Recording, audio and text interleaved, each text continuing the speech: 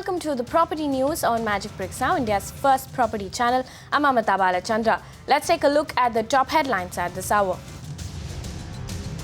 Maharashtra government in a tight spot after Navi Mumbai developers allege they have proof of corruption against Cidco. Authorities now left fighting allegations of being an anti-development body. And it gets murkier. A major global investor writes to Magic Bricks Now, says Cidco is driving away foreign investment after a frustrating experience. While dealing with Cidco, this institutional investor has blacklisted India altogether. Magic Bricks Now asks the CM of Maharashtra, is this how investors are treated in the state?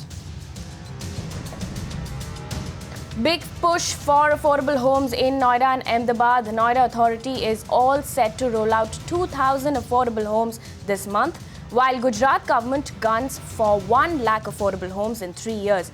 Magic Bricks Now gets you exclusive details.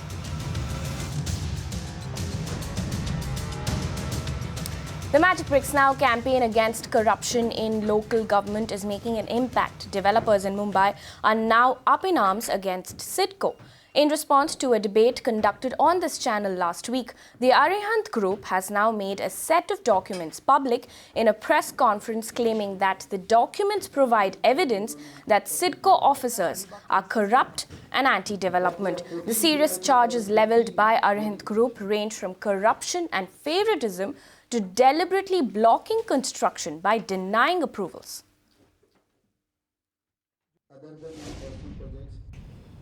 We have been trying hard since last 3 years to get approvals.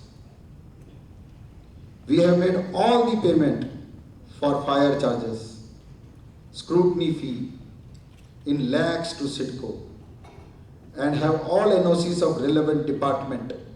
हमारे सारे कागज पत्र समय के ऊपर हमने एक पूरे पेश कर दिए थे. कहीं पे भी जाओ साहब, आप भी जानते हैं ये ओपन चीजें हैं, हर जगह पैसे लगते हैं, गवर्नमेंट माने या ना माने. और आप जितने यहाँ पे पत्रकार भाइयों बैठो हो, आप लोग को भी ये चीज़ अच्छे से मालूम है, लेकिन कोई खुल के बोलता नहीं है.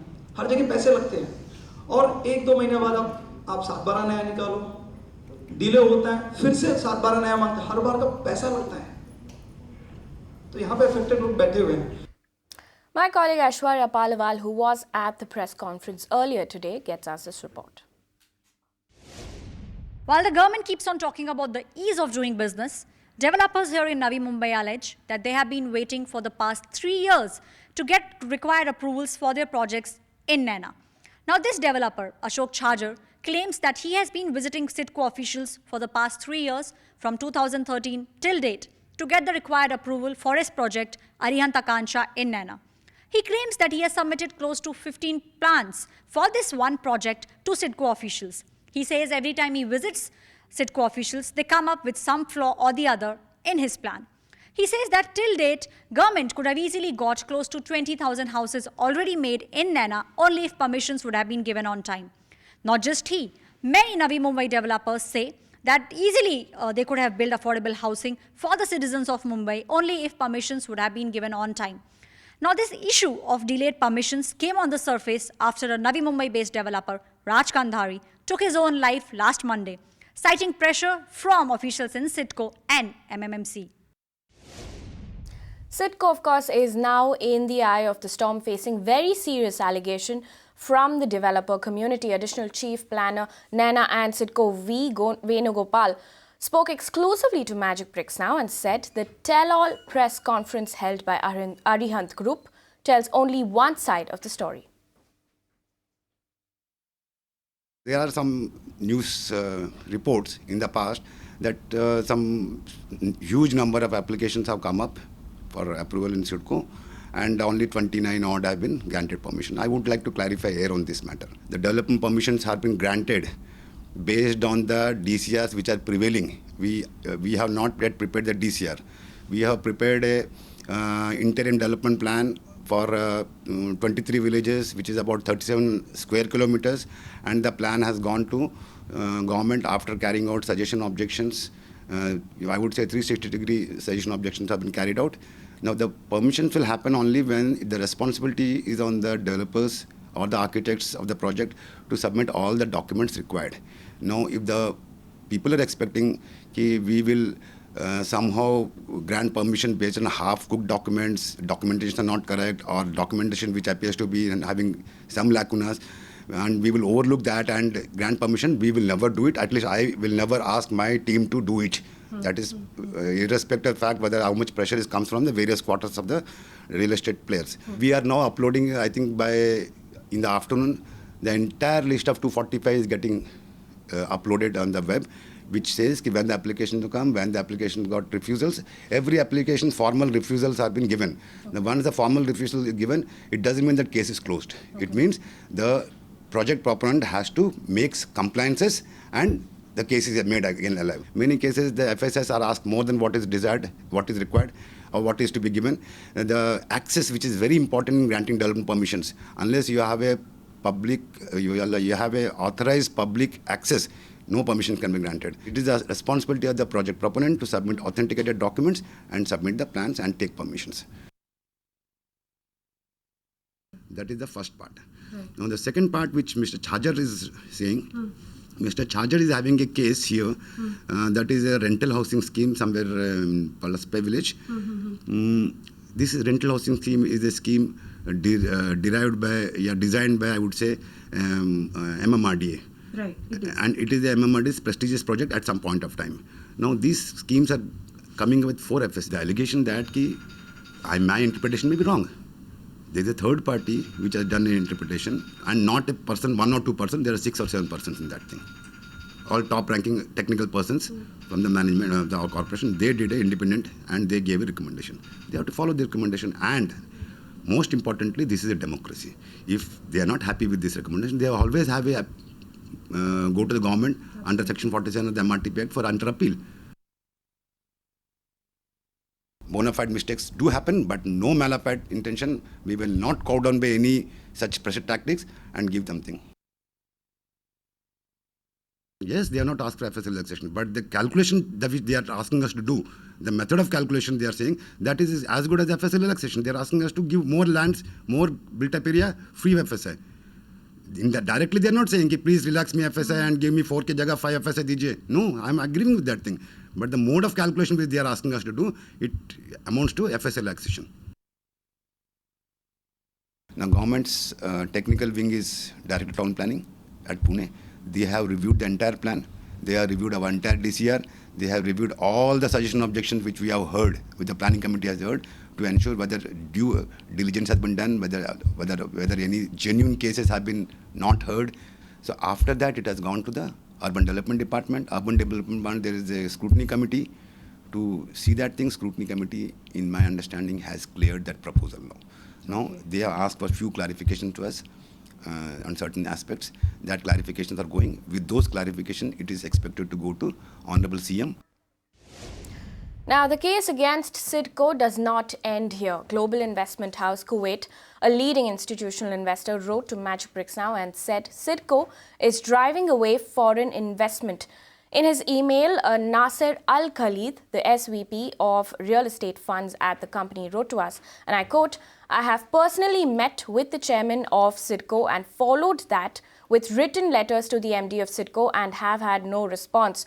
It has been very frustrating and we have lost the entire amount invested in this plot, which exceeds 15 million US dollars, and this experience has put all of India on our blocked list in any future investments. We faced embezzlement from local authorities and requests for bribes in return for assistance, but we refuse to take part of any corrupt activities. We have had over 100 million US dollars earmarked for Asia, and I, for one, as a manager of this fund, refuse to invest again in any properties in India due to this experience." After a frustrating experience while dealing with Cidco, institutional investor Global Investment House has blacklisted India altogether. Disgruntled developers and foreign investors there, Magic Bricks Now took up this issue and we wrote to the Chief Minister's office seeking a response. Of course, our editor of Magic Bricks Now, Faye D'Souza, joins me with more details. Faye, you took this issue up last week on the Urban Debate. Now, what do you make of all of this? Well, You know, the allegations right now are coming in from various portions of the real estate industry. And you must remember, Amita, the people who come out and talk about this right now are putting their own businesses at stake because there is a chance they might be targeted in the future for actually speaking out. But they're coming forward with evidence. And this is really important. This is a state, the state of Maharashtra, through Cidco, through the Naina region, has been calling for FDI and foreign investment. We saw it happen during the Make in India week. There were several MOUs that had been signed. To now hear that foreign investors are having such a difficult time, embezzlement from local authorities, requests for bribes in returns for assistance. This is the email we have received from one such foreign investor who put in money. And he goes on to say, we had over $100 million earmarked for Asia, and I will make sure none of that money enters into India. And that's massively disappointing. It's embarrassing, I'm sure, for the state government. It's disappointing for the state, which is looking for investments at this point. We wrote to the Chief Minister's office. I must tell you at this point, we got a very, very prompt reaction from Mr. Praveen Pardesi, who is the Principal Secretary. He wrote back, there is an email that has gone from him to Bhushan Gagrani and V. Radha of Cidco. Bhushan Gagrani is the head of Cidco, saying, and I quote, this is a very serious complaint regarding non-transparent delays facing a potential investor in Cidco.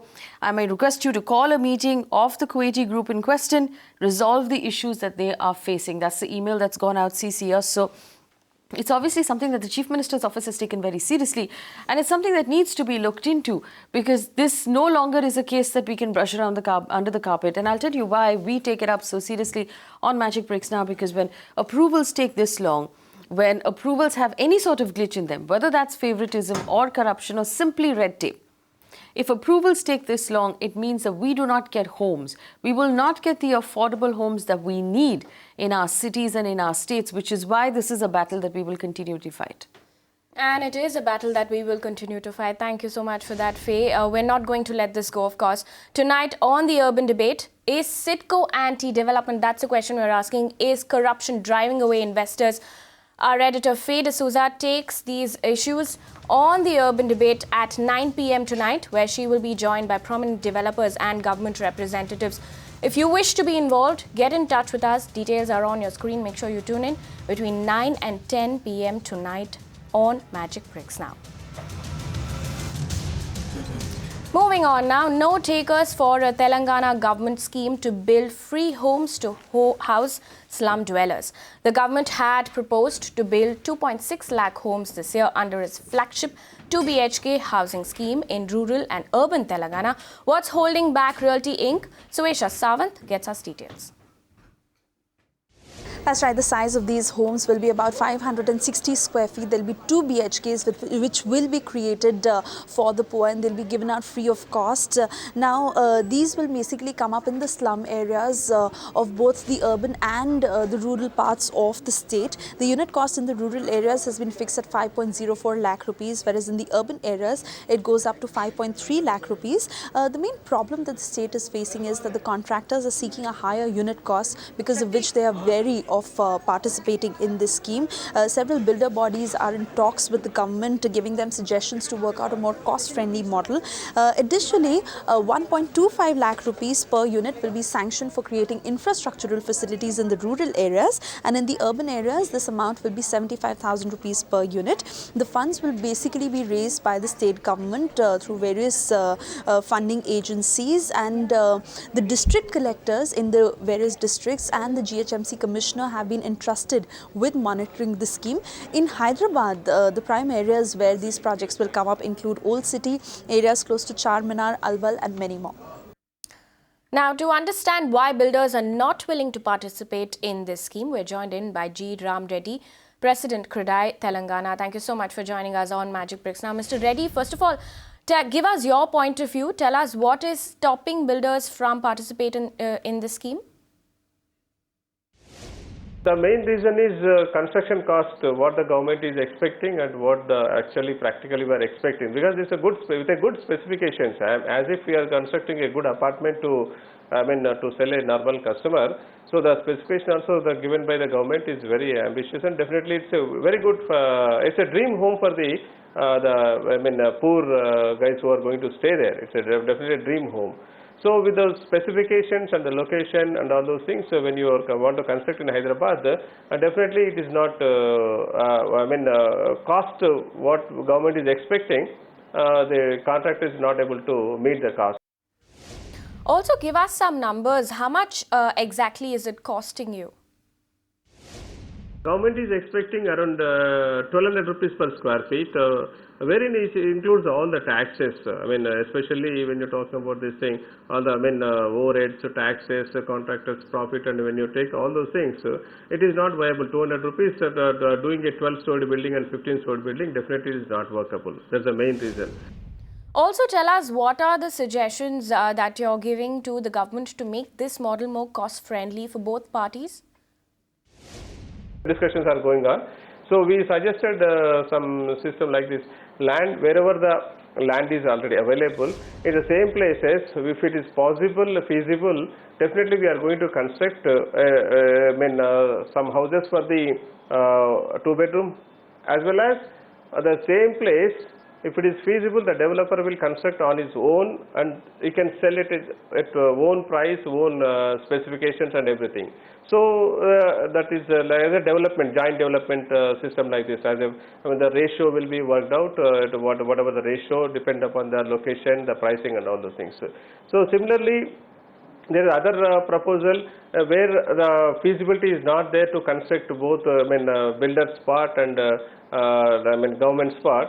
So there we are asking the government to give us the equivalent land at elsewhere, so that we'll construct there, and we'll construct for all the slum areas at the same location. All right, Mr. Reddy, thank you so much for joining us here on Magic Bricks Now. Now, Ahmedabad's government is making a very ambitious plan to build affordable homes. The city could have 1 lakh affordable homes, says Ahmedabad Municipal Commissioner D. Thara. In fact, these homes will be built over the next 3 years. All these homes will be priced between 3 to 30 lakh rupee. My colleague Disha Shah gets us this report from Ahmedabad. 1 lakh homes priced between 3 to 30 lakh rupees will be built in Ahmedabad in a record 3 years. These homes will be built in areas like Noida and Narol in the northern and eastern parts of the city. The city municipality, which has made this ambitious plan, has incentivized private developers to partner with the government. We sell the floor area space index for money at 40% of the government determined price per square meter. If it is beyond 1.8 FSI. So there we have given 50% subsidy. That means if it is 3,000 rupees which you have to pay per square meter addition after 1.8 FSI, in an affordable house which is less than 50 meters and 40 meters, you are not going to pay more than say 10% of it, like you almost 75% subsidy.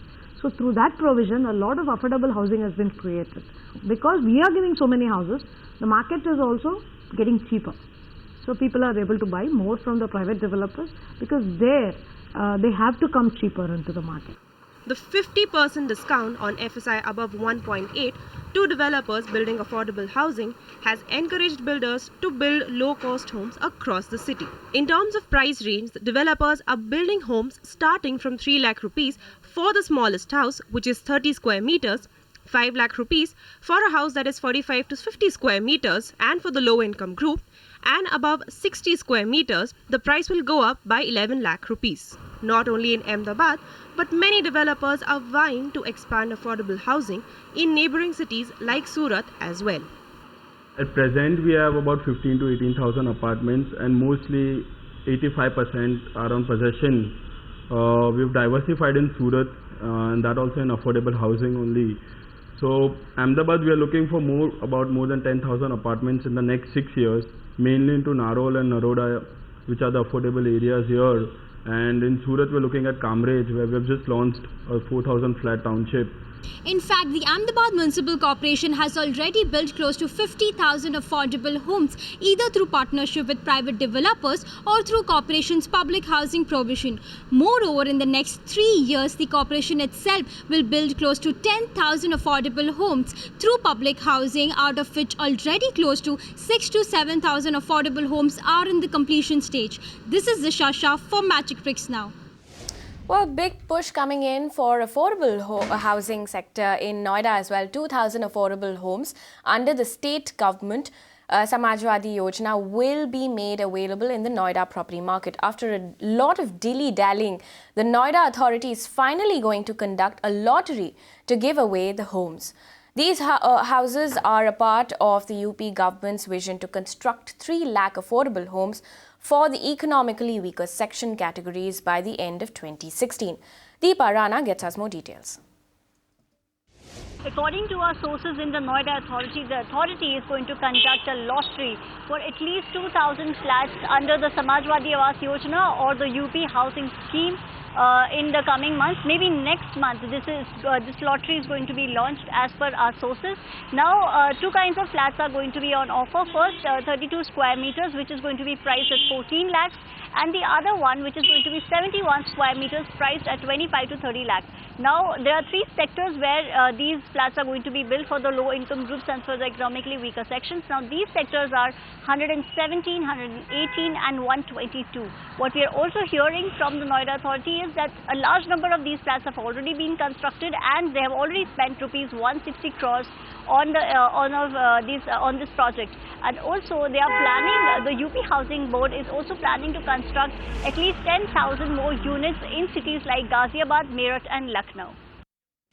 Moving on now, the city of Panvel on the outskirts of Mumbai was declared as a municipal corporation as per a notification dated May 16, 2016. The municipal corporation constitutes to the entire area that comes under Panvel Municipal Council, Taloja MIDC, some nearby villages and some areas of Cidco. Panvel is the 9th municipal corporation to be formed after Vasai Virar. Of course, to tell us how this will impact Panvel real estate market, we're joined in by Pankaj Kapoor, MD Lysis for us. Mr. Kapoor, welcome to the show. First of all, tell us, do you think independent civic body will boost civic infrastructure in the city? You know, it's certainly in the sense, if you look at, there was a development authority which does the future planning. They created infrastructure. They made the plans for the city and all those things. And now by bringing the municipality in the sense, like, you know, it is said that now the implementations of all the proposed plans will happen. So in that sense, it will always boost. So the places where the water supply will reach, roads will get built and all those things. So it will certainly boost the infrastructure of the city, and that's what is the purpose of the municipalities. So what do you make of the approval processes? Do you think that will speed up once the civic body is formed? You know, two ways of looking at it. There are, in fact, if there were already approvals which were going on, there were Cidco and there were different authorities, NANA and all those things, under which there were a lot of approvals which were ongoing. So if I'm saying that for a time being period, it may delay it, because a lot of projects which have gone in for a Cidco approval and other kind of approval, they do not know what will happen. Do they have to resubmit the plan with the new institutions, or the Cidco's approval will go on? And till the point the whole institution gets formed, there may be kind of a delay. But having said that, since now the government is trying to improve or speed up the approval process, they are bringing auto DCR, they are bringing a lot of automation, they are trying to reduce the number of approvals needed by removing the redundant approvals and things like it. But going forward, I see in the long-term point of view, it will reduce. I should reduce rather than it will reduce, I should say. So, but short-term period, my point of view, I see that there would be a teething problems of existing projects, and they may see a bit of a delay. All right. Also, one last question. Panvel has seen a lot of interest from end users and investors. How do you think that will impact prices and supply of homes? You know, one thing you have to see, there's a huge amount of supply which is expected to come. The Panvel is one region which has been promoted, so this is almost double the size of Mumbai. And the Nana itself is a very large region, and there's a huge land availability. So my own sense is that a magnitude of supply will continue to be controlling the prices. So you can't really say that by bringing all of these things, the prices will jump up. There is still a lot to happen, especially the region where the most of the supply which are coming. There are still big amount of infrastructure development, social fabric development has to happen. So to entice the customers and end user, the prices has to be conducive and motivating. So I can't really stand up and say that by bringing the municipality, the things will change and the prices will strengthen and then they'll go up from here. My own sense is the supply will continue to be growing because there's a huge availability and there are some large townships which are under a plan. So the prices will be under pressure because as such you see there has not been any appreciation. There's kind of a pressure. But Panvel eventually will represent a kind of a suburb. Okay, thank you. Okay, Mr. Kapoor. Thank you so much for joining us here on Magic Bricks Now. Moving on now, as a part of our ongoing Project Delays campaign, we've been focusing on projects that are stuck in delays. In a market where project delay is a common thing, it's only fair to mention the developers across the country who've succeeded in delivering their projects on time. Here is a list of developers who kept their promise and delivered on time in Pune. And this is not the full list of developers. Remember, what we're going to do is we're going to put out a list every day over the next few weeks of all the developers and their projects which met the deadline.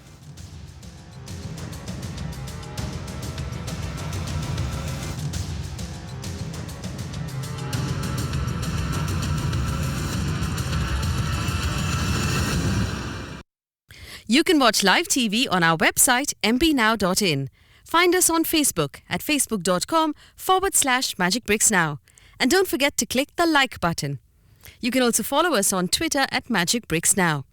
To stay updated with all our programming, hit the subscribe button on our YouTube channel by logging on to youtube.com/magicbricksnow.